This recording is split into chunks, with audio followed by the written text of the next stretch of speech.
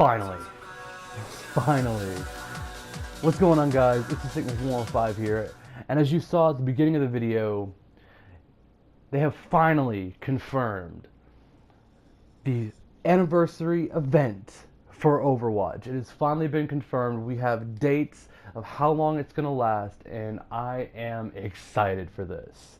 This is going to be one of the best events in Overwatch history. I can feel it. I'm just ecstatic about this new event that's coming out, and I'm so happy that they actually gave us release dates. Because earlier today I posted a video kind of complaining about like how we thought that the event would have been up yesterday.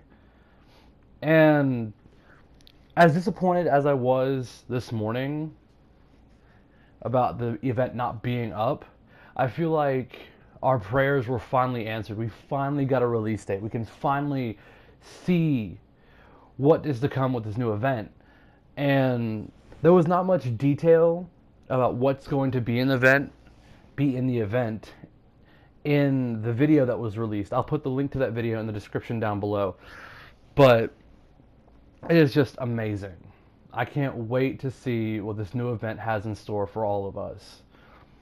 And with this new year one event coming out for Overwatch, it makes me look back on all the great times I've had with Overwatch, of all the events that came out, of all the skins that came out, all that whole year grinding out competitive, trying to become better than everyone else. And, you know, everyone gets that feeling. Everyone's going to look back and reminisce on all the events and all the great times everyone had during Overwatch. You know, let's look back at, you know, the first release of a new character, which was Ana. You know, when Ana first came out, everyone had their speculations. You know, a support sniper, how would that work? And, you know, there was speculation, there was, you know, people were like, oh, she's not a good character, but in time, she became one of the best characters in Overwatch.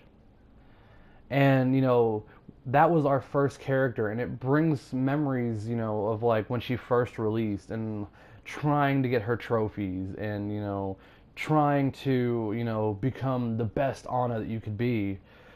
And it was amazing. The first character was one of the best characters that, you know, Blizzard had made. All three characters are amazing. You know, we have Sombra, who had that whole fucking story arc that people were trying to figure out. That whole, I can't remember the name of it. But, that whole, you know, trail that she would leave. That whole, you know, mystery. Like, who is Sombra? What does she do? Like, all this lore that came with her about like the whole interaction with how the community could interact with her, and she wasn't, and it made her feel like she was real. It made her feel like she was a real person that we were talking to, and it was one of the best, you know, things that any game industry has done, and it was great. And then we had the first event, which was, as everyone can remember, and that the YouTuber who I admire, Zilbrad, made a meme. Lucio Ball. I loved Lucio Ball because I loved Rocket League. Rocket League is so fun. I enjoyed it. And when Overwatch kind of made their own little, you know, inspired game by it, with it being, you know, Lucio as a giant soccer ball, and they had all the great, you know, new skins that came with it, you know, with the weightlifter Zarya, or the soccer player Lucio, or the track runner Tracer.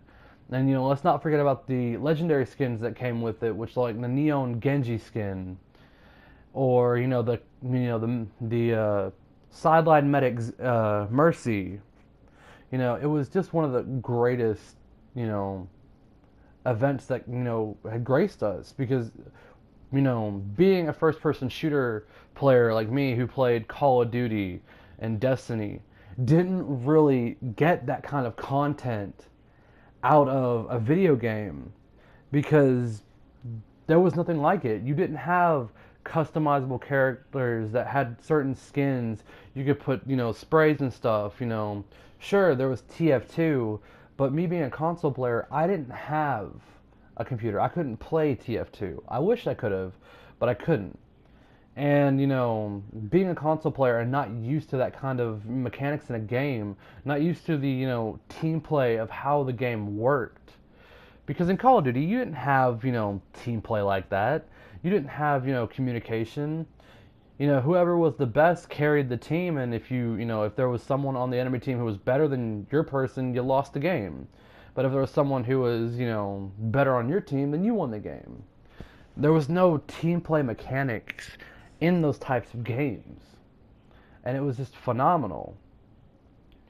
And, with there being, the next event, which was the Halloween event, which introduced, the PvE aspect of Overwatch, gave us kind of like a cool, story of, Junkenstein and, Junkenstein's monster, bringing, pop culture Frankenstein into the game, and, having all the cool skins that came with it, such as the Witch Mercy and Dr. Junkenstein Junkrat and Junkenstein's monster Roadhog, and you then had the skin for Reaper,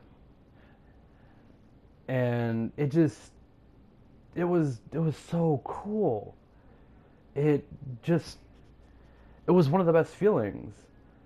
And then you had the release of the next event, Christmas Wonderland, and that Christmas event with all the skins that came with that and the new edited maps that came with it. It was one of the best. And then we had the release of Overwatch and the new